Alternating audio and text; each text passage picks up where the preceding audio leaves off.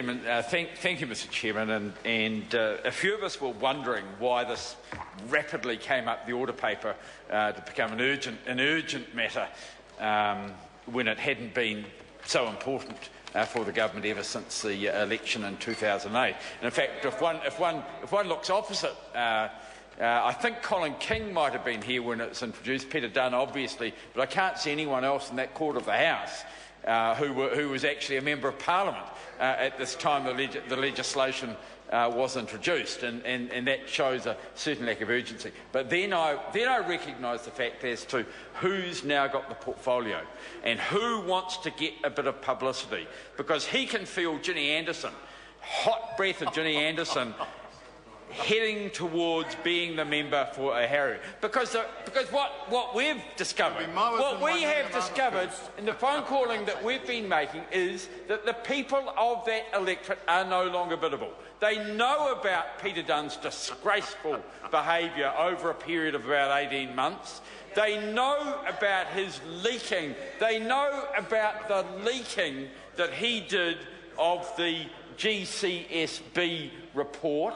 They know about his disgraceful behaviour with regard to animals, which has become clearer and clearer. And what the minister and the chair is trying to do is to try and get back in the good books in his local electorate by picking up a very good piece of legislation that is in the name, was in the name of the Honourable Rick Barker.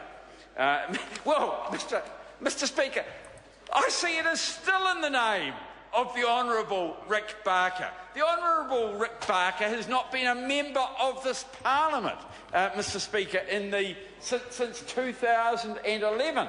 And what a lazy government. The Minister, with all these months and months and months, could not get his twink out, twink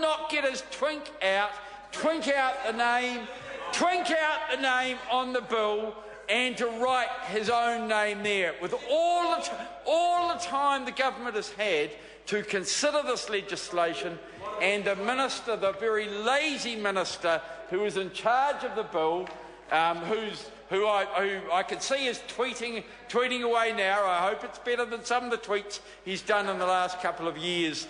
Mr. Speaker. I think the minister is obviously, and it's very clear from the extensive phone calling that the Labor Party has done. Mr. Chairman, Part 1 of the bill deals with the purpose and the interpretation and the extended meaning of conduct. Well, I think we can focus in this particular area, looking at the minister, at the extended meaning of conduct. The extended meaning of conduct is something which is very appropriate that we consider with this particular minister, because what happens in this particular area is after the interpretation phase, and I must say the interpretation provisions, the changing of the interpretation provisions are absolutely massive. I don't think I have ever seen such a thorough piece of work on an interpretation clause as has been the case with my honourable former colleague Rick Barker. In fact, the changes in the interpretation clauses of the bill go through a number of pages and are in fact they run through to page 10 of the printed bill, where there is a new section 5 substituted, which repeals the previous section 5 and deals with the extended meaning of conduct. And in this particular case, it is in relation to gambling rather than the other sort of conduct that one might focus on at the moment. But it does involve any of the following activities. It involves organising, using, managing, supervising and operating, but not the playing gambling or gambling equipment. So it's not the person who's actually doing the gambling, Mr Chairman, but what it is, Mr Chairman. The Honourable Trevor Mallard. But what it is are the people who are involved in running the gambling. Sorry to interrupt the Honourable Member. The time has come for me to report progress. We're all done. Thank you.